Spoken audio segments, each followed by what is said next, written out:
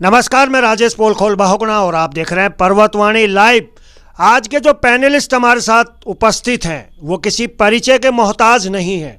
Police grade pay का मामला हो या सामाजिक मुद्दे हो, आपने नरेश मोठियाल जी को मुखर होते हुए, बोलते और लड़ते हुए देखा है। लेकिन बोलते हुए लड़ते हुए तो आपने देखा है, लेकिन जिस दल से ये जुड़े थे या जुड़े हैं, जब टिकट आवंटन का नंबर आया तो धर्मपुर विधानसभा से इन्होंने आवेदन किया था, तो ऐन वक्त पर धर्मपुर विधानसभा से किसी और को टिकट दे दिया गया। तो आज हम बात करेंगे नरेश मोठियाल जी से। नरेश मोठियाल जी, सबसे पहले तो समय देने के लिए बहुत बहुत धन्यवाद। धन्यवाद बहुगुणा जी, आपने समय दिया। मैं तो राजनीतिक व्यक्ति हूँ, तो मैं तो हमेशा उपलब्ध रहता हूँ आप लोगों को। मैं ये जानना चाह रहा कि ग्राउंड लेवल पे बात करने वाले, काम करने वाले लोगों की ये स्थिति आपके जैसे क्यों होती है? नहीं, ऐसा कुछ बहुत ज़्यादा नहीं हुआ। ये हो सकता है कि दल के अंदर मेरी चीज़ें सही प्लेटफॉर्म तक नहीं पहुंच पाई हो, लेकिन जब हमने दोबारा फिर कहा तो दोबारा उस पर विचार के लिए मैंने कहा है कि भाई इस पर पुनः विचार करिए आप, कि ये मैंने ये वर्क किया है तो निश्चित रूप से उसमें विचार होगा, ऐसा मुझे विश्वास है। और हमारी बहन ने आवेदन किया, ठीक है, वो लोकतांत्रिक उस पे प्रक्रिया पे हिस्सा है उनका, और उन्हें करना भी चाहिए था। मुझे खुशी है कि हमारे दल पे इतने लोग हैं कि वो एक एक सीट पे जो है इस तरीके का वो होता है कि भाई एक किसी आधार पे उनका चयन हो। तो मुझे अच्छा लगा कि उन्होंने भी आवेदन किया है, और मेरी चीज़ें बहुत सी वहाँ तक नहीं पहुँच पाई है कि मैंने क्या किया, वो मेरा मूल्यांकन बहुत सी चीज़ों पे शायद रह गया होगा। अब निश्चित रूप से पुनः उस पर मूल्यांकन के लिए मैंने कहा है कि इस पर पुनर्विचार किया जाए मेरे विषय में। तो जो भी होगा अच्छा होगा। ये तो गीता में लिखा गया है कि जो होगा अच्छा होगा, जो हो रहा है वो भी अच्छा हो रहा है। वो गीता तक में तो ठीक है, लेकिन आजकल एंड्रॉयड का ज़माना है, सबके हाथ में स्मार्टफोन है, कौन कब कहाँ कैसे सबको दिखता है। ऐसा क्या हुआ कि आपके द्वारा किए जा रहे काम पार्टी के नेतृत्व तक नहीं पहुंचे, या वो अनदेखा कर रहे हैं? क्या समझ पा रहे हैं? देखो, जो एंड्रॉयड फ़ोन की बात है, ये उत्तराखंड है, पर्वतीय क्षेत्र है, कहीं सिग्नल है या कहीं नहीं है। ओहो, सिग्नल की मार डाल रहे हैं आप उनके ऊपर। ये संभव है यहाँ उत्तराखंड में, क्योंकि बहुत सी जगह आप जब लाइव चलाते हैं तो बीच में सिग्नल नहीं आते, वहाँ से बात नहीं, तो ये हो सकता है उनके तक हमारी बात ना पहुँची हो, या सोशल मीडिया में बहुत सी अन्य चीज़ें भी चलती है, कभी कभी संज्ञान में नहीं भी आता है। लेकिन अब जब मैं व्यक्तिगत रूप से मैं फिर पुनः अनुरोध किया तो मुझे लगता है कि उन्हें अभी इस पर विचार करेंगे, और जो इस दल के हित में है, इस उत्तराखंड के हित में है, उत्तराखंड के लोगों के हित में है, उस चीज़ को दल स्वीकार करेगा। किसी को नज़रअंदाज करना दल का कभी वो नहीं रहता है, क्योंकि ये दल, उत्तराखंड क्रांति दल, उत्तराखंड के लोगों की प्रॉपर्टी है, ये किसी व्यक्ति विशेष की नहीं है। और इस प्रॉपर्टी पे जो भी काम हो वो सॉलिड काम होना चाहिए।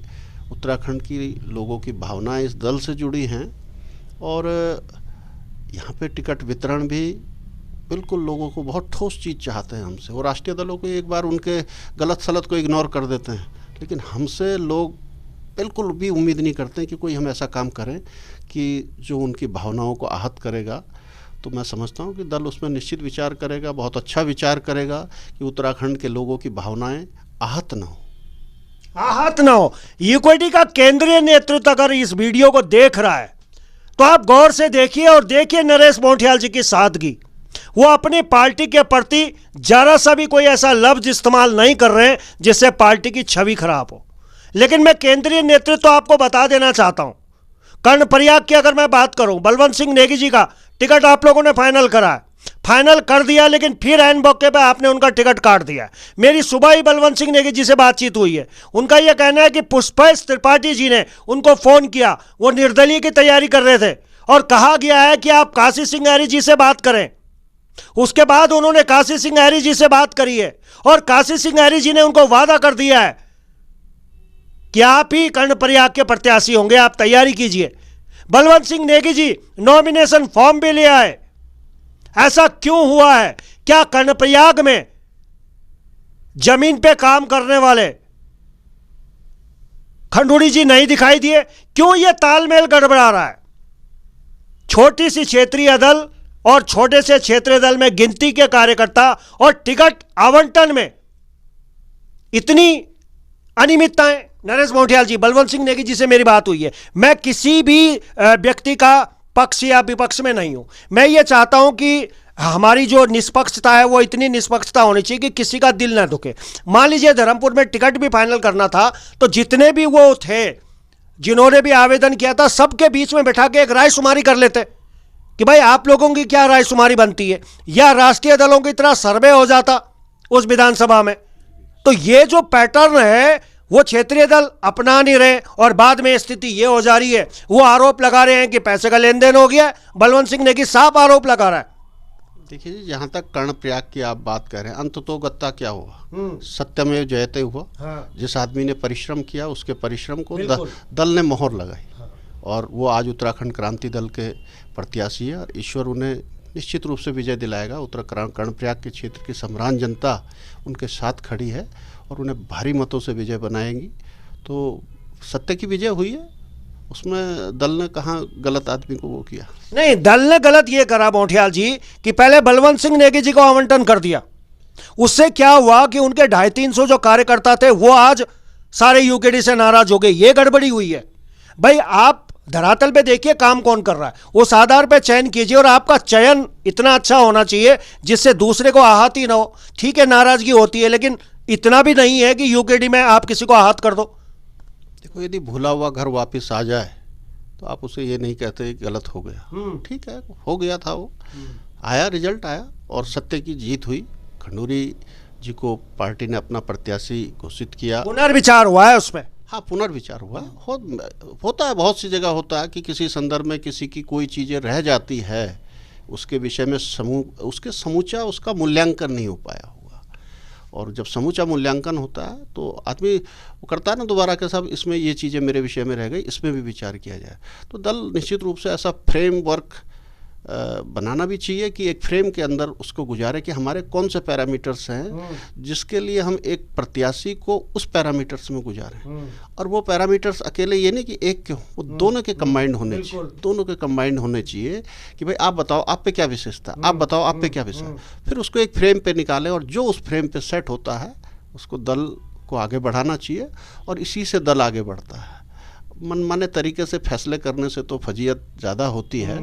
और यहाँ सारे बुद्धिजीवी लोग हैं, हमारे वरिष्ठ पदाधिकारी लोग, तो बहुत सी चीज़ें यह है कि फील्ड से नहीं आ पाती हैं, उस तरीके की जानकारी नहीं मिल पाती है। फिर कुछ लोग मिसफीड भी कर देते हैं, कुछ लोगों के अपने निहित स्वार्थ होते हैं और वो सब दलों में है, वो यहाँ भी होंगे। ऐसा कोई ये अछूता है ऐसा मैं नहीं मानता।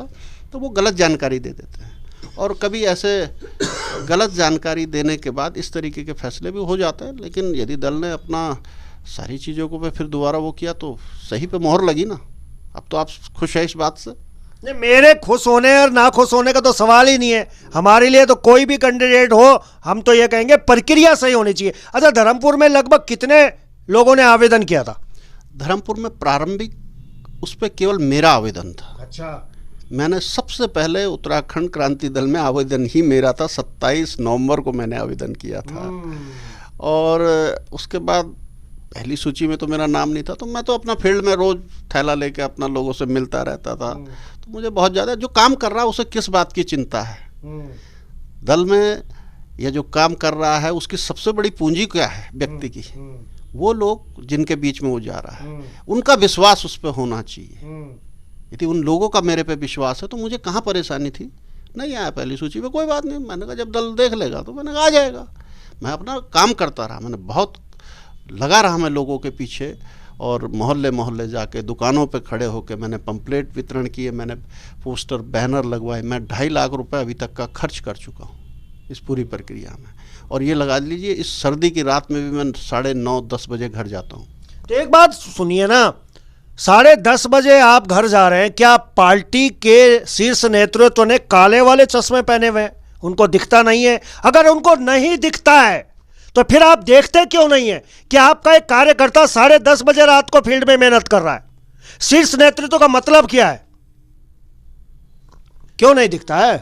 बहुत सी चीज़ें नहीं पता लगती है।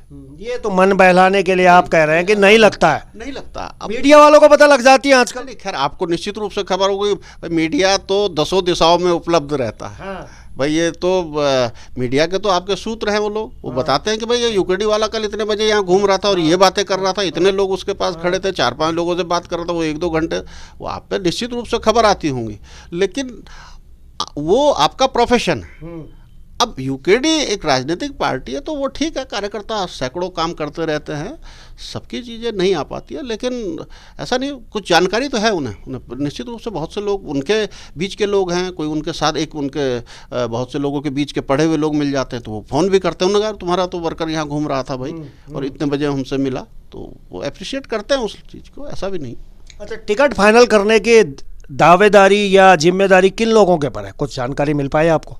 देखो, मेरा काम केवल आवेदन करना। नहीं, फिर भी पता तो लगना चाहिए कि मुझे सजा देने वाला या मुझे फायदा देने वाला या मुझे इनाम देने वाले लोग कौन है। देखो, हम काम करने वाले लोग, हमारा स्वभाव काम करने का है और आवेदन करने का, कि भाई मैं यहाँ पे इस बात के लिए मैं डिजर्व करता हूँ और इन कारणों से मुझे दिया जाना चाहिए, वो मैंने किया। और वो करने वाले कौन लोग हैं, वो कमेटी है, संसदीय बोर्ड है और उसमें विचार होता है, तो उसका हिस्सा तो मैं नहीं हूँ। मेरा काम केवल आवेदन करना है, जो लोग उसका हिस्सा हैं वो उस पर विचार करते हैं। ये मेरे कार्य क्षेत्र से बाहर आप ना पूछे, ठीक रहे। मैंने ये सवाल आपसे इसलिए पूछा कि जितने भी राष्ट्रीय दल हैं उनके आका दिल्ली में बैठते हैं, उनकी सूची दिल्ली से ही जारी होती है, वहीं फाइनल होती है। अब यूकेडी का कोई आका तो है नहीं, सारे आका यहीं बैठते हैं, कुछ पहाड़ में हो सकते हैं। इसलिए मैंने कहा है कि जब घूमना ही आपने उत्तराखंड में है तो गिने चुने चेहरे तो होंगे, ऐसे कोई बहुत बड़े नाम तो होंगे नहीं, सब जान पहचान के होंगे, लेकिन उन्हें नरेश मोटियाल नहीं दिख रहे।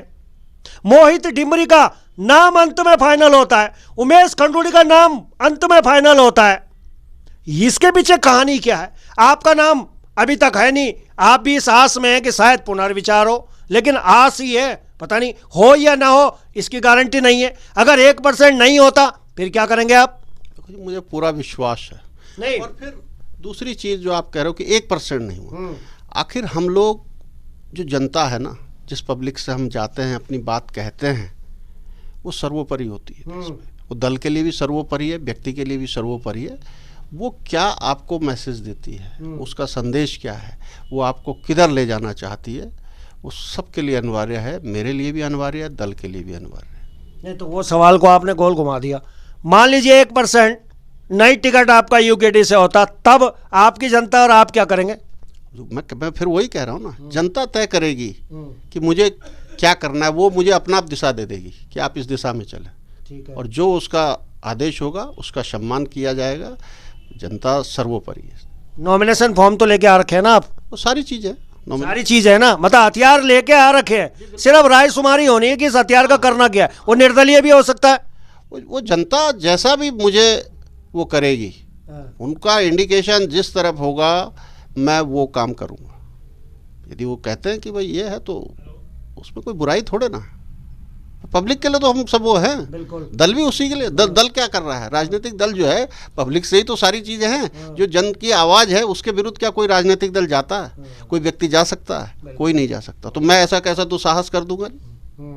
मैं भी वही करूंगा जो लोग चाहेंगे, लोगों की अपेक्षाएं हैं, उन अपेक्षाओं में मैं काम करूँगा। चलिए देखिए, बहुत इंटरेस्टिंग मामला हो रहा है। नरेश मोटियाल जी पुलिस से बीआरएस लेके आए हैं, दरोगा पद से, और अब ये बिल्कुल लीडरशिप वाली बात कर रहे हैं, जैसे एक मजा हुआ नेता होता है ना कि भाई मेरी जो जनता कहेगी मैं वो करूंगा, लेकिन नॉमिनेशन फॉर्म में लेके आया हुआ, वो तो लेके आए हुए हैं, अब जनता तय करेगी कि इन्हें यूकेडी से टिकट मिलता है तो वेरी गुड, नहीं तो ये क्या करेंगे जनता तय करेगी। नरेश मोटियाल जी, अंत में कितना विश्वास है शीर्ष नेतृत्व पे कि टिकट में कम से कम संशोधन हो सकता है?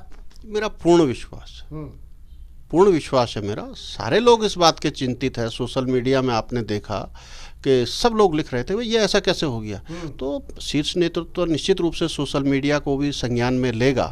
बहुत से लोग आहत है इस बात से कि भाई ये क्यों, ये 10 महीने से थैला ठाए घूम रहा था, लोगों से मिल रहा था, इसके पोस्टर बैनर लगे थे, ये इस विधानसभा में चर्चा का विषय बन गया और इसने राष्ट्रीय राजनीतिक जो दल हैं यहाँ के जिन्होंने इस उत्तराखंड को लूटा है उनको तीसरे चौथे पायदान में धकेल दिया, ये चर्चाएं लोग करने लगे हैं। तो दल निश्चित रूप से उसी पे मोहर लगाएगा कि जो इन राष्ट्रीय दलों को इस राज्य से बाहर फेंक देगा उस ताकत को दल महसूस करेगा और दल ऐसा कोई काम नहीं करेगा कि इस राज्य के लोगों की भावनाओं को ठेस पहुंचे, आहत हो, ऐसा नहीं करेगा। चलिए अब जाते जाते अपना जो शीर्ष नेतृत्व है, जो आपका संसदीय बोर्ड है, उसको क्या संदेश आप देना चाहते हैं पर्वतवाणी लाइव के माध्यम से? देखो मैं तो उनके संदेश पर काम करने वाला व्यक्ति हूँ, मैं कैसे संदेश दे सकता हूँ, मेरे वरिष्ठ वो हैं, नेतागण हैं, मैं उनके संदेश पर काम करने वाला व्यक्ति हूँ, मैं उनको संदेश क्या दे सकता हूँ, मैं तो उनके आदेश का पालन करता हूँ। चलिए समय देने के लिए बहुत बहुत धन्यवाद। धन्यवाद। ये नरेश मोहंटियाल जी हैं और मैं हर बार कहता हूं कि देखिए सादा जीवन उच्च विचार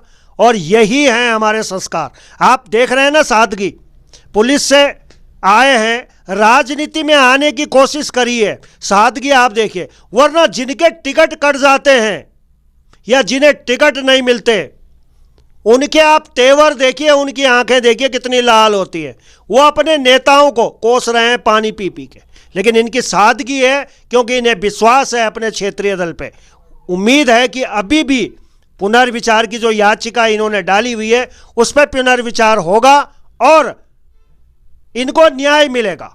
लेकिन 1% अगर नहीं मिलता है तो फिर ये उसी जनता के पास जाएंगे और जनता बताएगी कि अब नरेश मोहंटियाल जी को क्या करना है। तो चलिए अभी के लिए बस इतना ही। देखते रहिए पर्वतवाणी लाइव।